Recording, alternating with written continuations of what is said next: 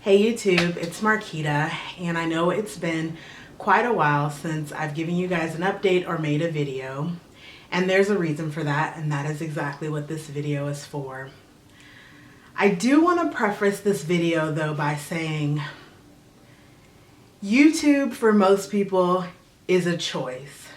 For vloggers like myself and those of us who have a smaller kind of following with 1,000 subscribers or less, we're not getting paid for this. We're not people who have hundreds of thousands of subscribers who make a living off of YouTube. We do it because we love the connections that we make with people. We love sharing our lives with people. And initially I started YouTube to document my journey personally for myself in a place where I could always go back and reference it.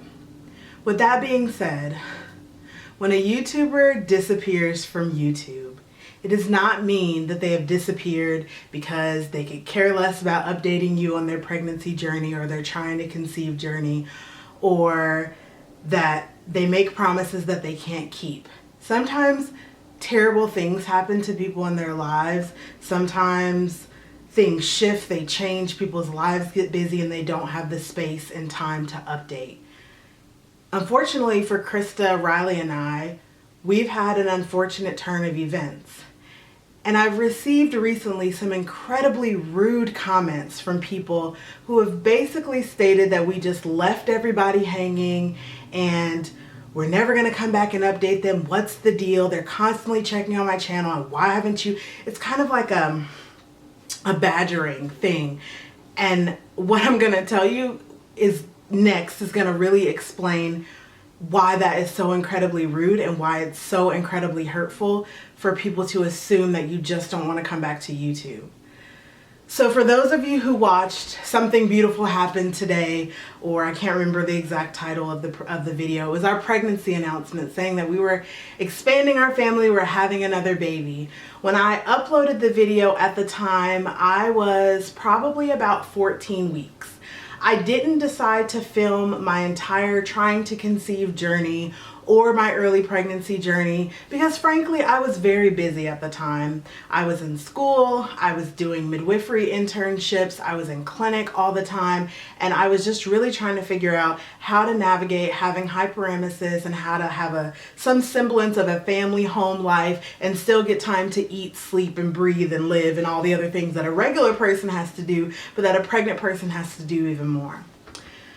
So we got past the 12 weeks, everything was a-okay, and so I said, let's, get the footage that we have together and let's create this surprise pregnancy announcement, both for the people in our lives on Facebook and for YouTube, because I did want to share my journey with you guys. I felt that it was important for those of you who have rocked with us since, oh my gosh, 2011 when we were trying to get pregnant with Riley, up until 2015, I felt like it was important that we, expressed and showed our gratitude and opened up our lives to allow for you to see this other pregnancy journey. I remember the day before I posted on YouTube the video, I rubbed my belly and I said, you better stick around. And Krista looked at me and she laughed and she said, this baby's not going anywhere. Well, unfortunately, on October 23rd, 2015, after getting back from a trip, I noticed that I hadn't felt baby move.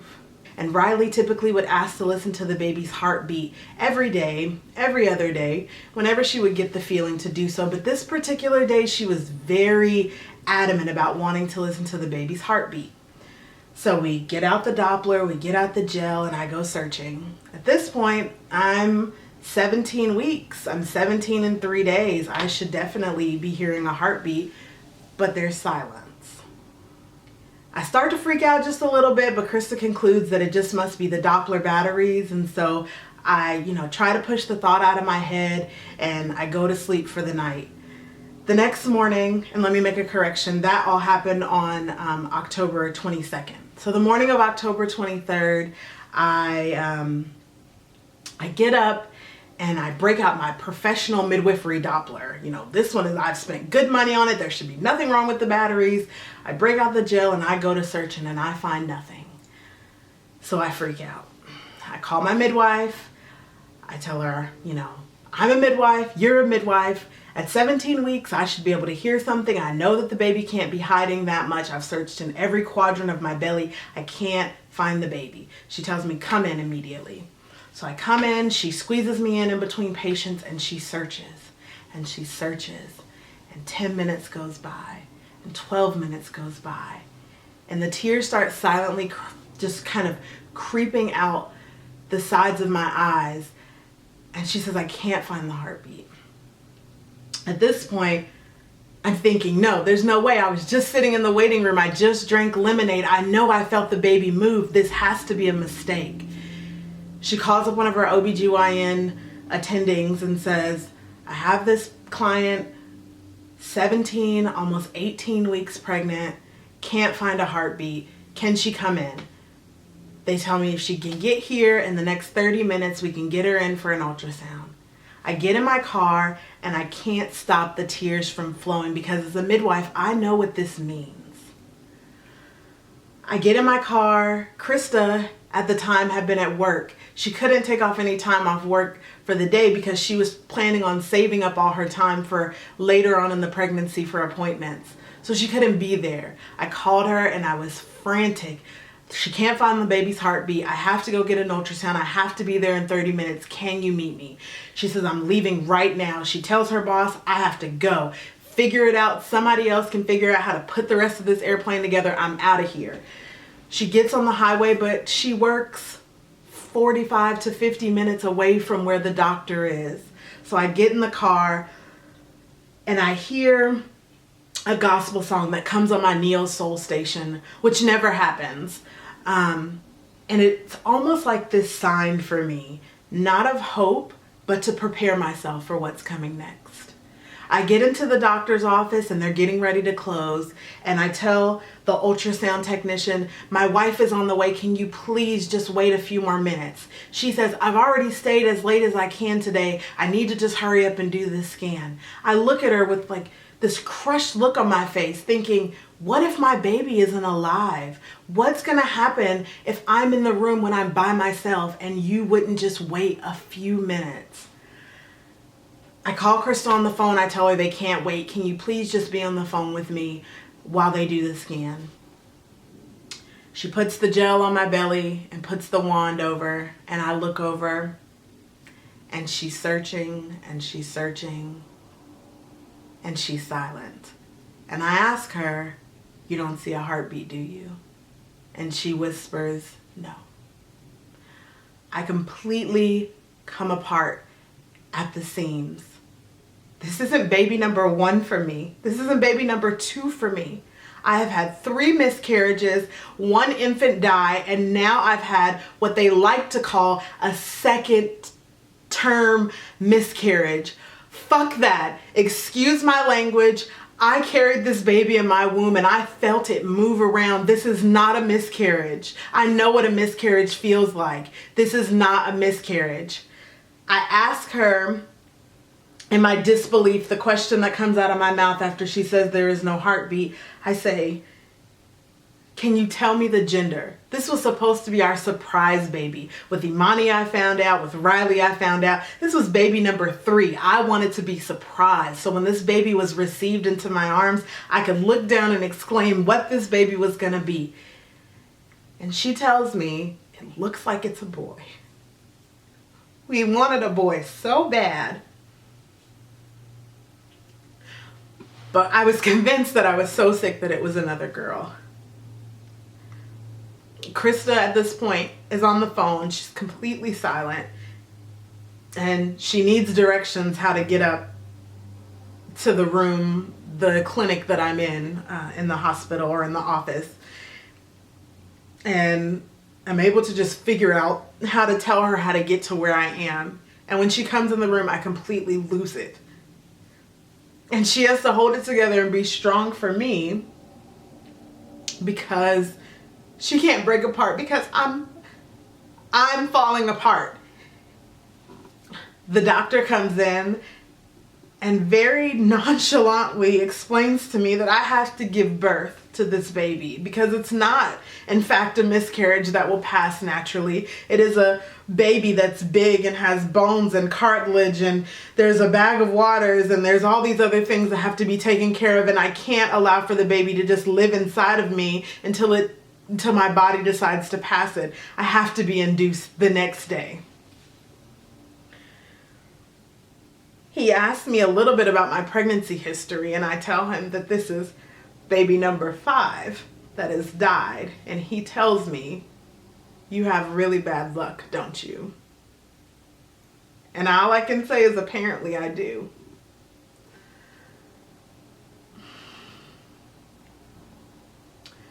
We get in our cars, I get in mine, Krista gets in hers, and I drive home silently.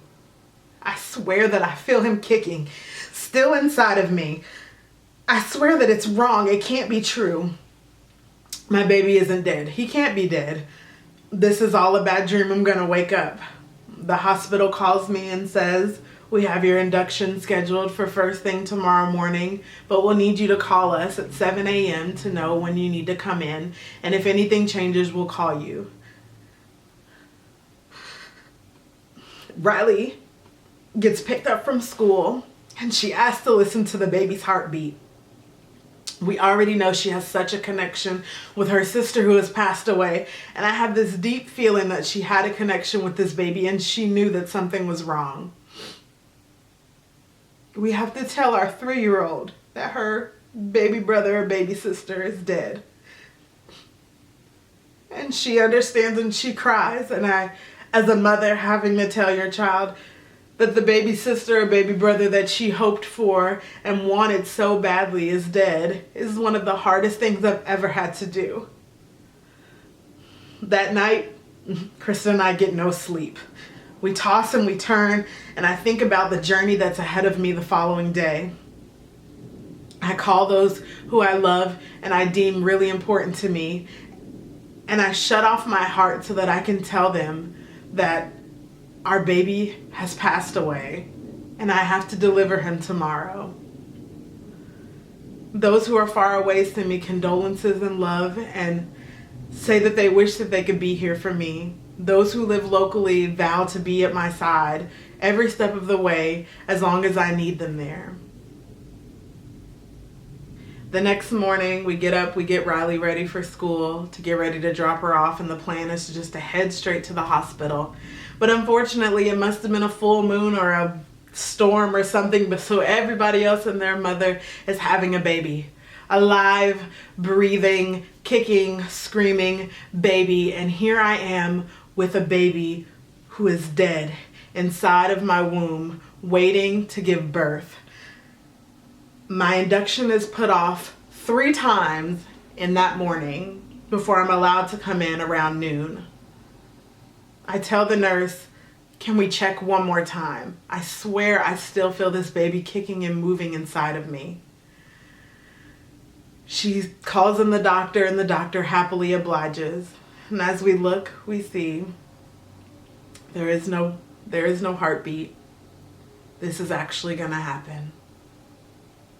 I won't bore you guys with all the medical details, but I was basically put through an induction process that any full-term pregnant person would be put through.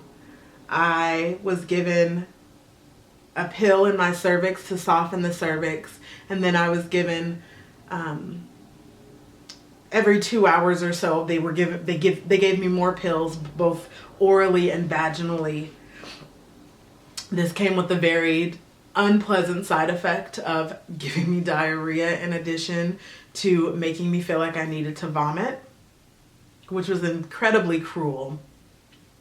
Initially, when I went through the induction process, I said I wanted to feel nothing of it. I didn't want to feel any pain. I wanted an epidural as soon as that first cramp hit. But once I was in it, I wanted to feel it. I never had the opportunity to push a baby out. I tried to push Imani out and she wouldn't come out.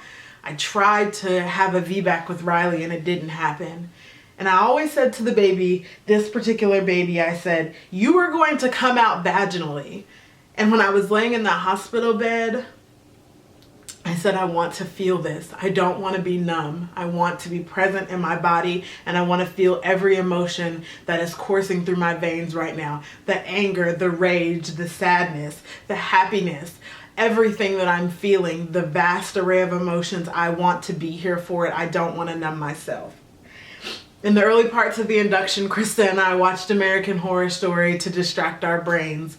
And when the contractions got harder, Krista held my hand, wiped my face, and wiped my tears.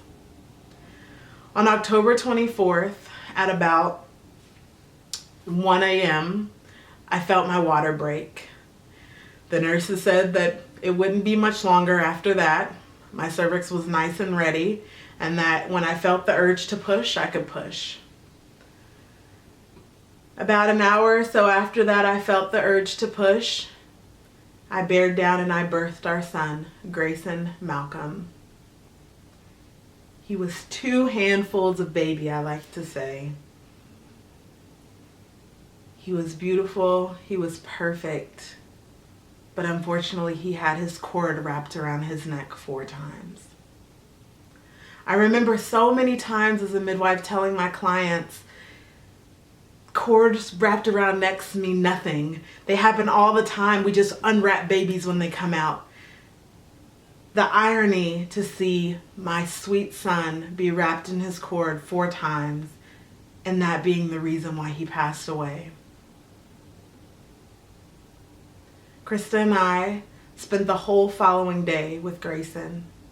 The hospital staff was wonderful. They took him to another room and did his handprints and footprints, and they put him in this beautiful gown with a bonnet. The photographers from Now I Lay Me Down to Sleep came in and took pictures of us with Grayson. They took pictures of him. They have a picture of him with this necklace that has Imani and Riley's names on it, holding it in his hands. They're pictures that I would cherish for the rest of my life. I held him. We kissed him. We told him promises. We thanked him for being part of our family and for staying for as long as he could. We made funeral arrangements and had him cremated. We also had his ashes turned into a beautiful glass-blown art piece so that he lives in our house with us forever. I had a son. His name was Grayson Malcolm. And although medical definition says that he was a miscarriage, I call him a stillbirth. But the most important thing was that he existed. He was our son. He was loved. And he will be missed forever. I'm not sure at this point if I will carry any more children. I don't know that I can endure the heartbreak of another child passing away, or another miscarriage, or another second-term miscarriage or stillbirth. Krista may carry. I'm not really sure at this point what it is that we're going to do. Each day is a struggle, and it's been incredibly hard to continue on with life, especially because I'm stuck in this weird time warp where I should be pregnant. I should have this huge belly right now. I should be counting down the days to the day that I give birth next month, as some of my subscribers have not so eloquently pointed out that my due date is in a month. I'm fully aware. Every day I'm aware, even when I try not to be aware. I should be bringing my son home a month from now. We should be becoming a family of 4 in a little over a month from now. But we're not. We just try to go through our days and not feel consumed by the grief that we feel at the loss of our son. I'm also not sure what's going to happen with this YouTube channel. We started YouTube, as I mentioned earlier in the video, as a way to document our journey and to share the different struggles that we went through trying to conceive, and that evolved into our life as a family and relationship struggles and healthy eating. And over the years, I've left YouTube for one reason or another, but it's primarily been because of the comments that I receive whether they're an expectation that I need to post every day like some YouTube vloggers, or the blatantly homophobic and disgusting comments that I receive from people who don't see the world as being more than straight, and that's the only way. I had a comment, as a matter of fact, last night from a person who has now been blocked that said, "Cute baby, nothing else in this video was cute or natural," saying that my family was not natural. I've received comments that we're immoral, we're disgusting. They feel bad for Riley, that she has to be raised in this household with these two women, where Riley receives nothing but love and caring, and Grayson would have received nothing but love and caring. I love YouTube and I love my followers, but honestly, I don't know if emotionally I'm built for YouTube. I know that my time is not set up where I can record every day. I think that it's kind of ridiculous to film everything because my life on the whole is pretty boring. I go to work, I go to school, I fix family, I fix food for my family, and we spend time together as a family. And I don't want to spend all that time with a camera in my family's face. I want to capture those memories and imprint them in my brain, and sometimes just take video and pictures that I want to keep to myself. I understand as a YouTuber I have the responsibility to update you guys. I just really hope that in the future, if there's nothing else, that those of you who watch YouTube and comment and follow people, is that people don't just disappear for no reason most of the time. There's usually a reason. For those of you who have sent nothing but love and support over this journey, thank you. I truly appreciate it. I still love looking at the comments on our pregnancy announcement. I haven't had the strength to watch it, but I love the love and support that you guys give us. I hope one day that we can come back to YouTube, but if we don't, I really wish the best to all of my subscribers. Thank you so much for rocking with us for the past, gosh, now this is what, 5 years that I've started YouTube. Your support means the world to me, and I really appreciate it. For those of you who are not Facebook followers of mine, you can go to facebook.com/momandmommy. I don't update there very often, but there was an announcement made back in November when we announced that Grayson had passed away. That's one of the ways to keep up with our family, and maybe I'll start taking a more active role on that Facebook page now that this video has been posted. I want to send love and light to all of you, and many blessings. Bye for now.